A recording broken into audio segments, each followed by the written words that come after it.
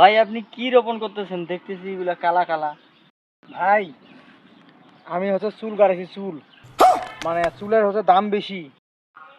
হ্যাঁ, চুল কাটছেন? চুল? হ্যাঁ দাদা, চুল কাটাইছি, চুল মানে চুলের তো অনেক দাম, 12,000 টাকা কেজি।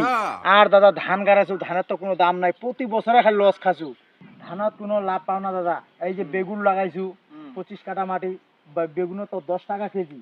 আর এই চুলও যখন বর্তমানে দাম বেশি আছে, তো মুই এই 2 শতক মাটির খেলে চুল গাড়াইছো এই বিচনটা রোপণ করার জন্য, চারা লাগার জন্য।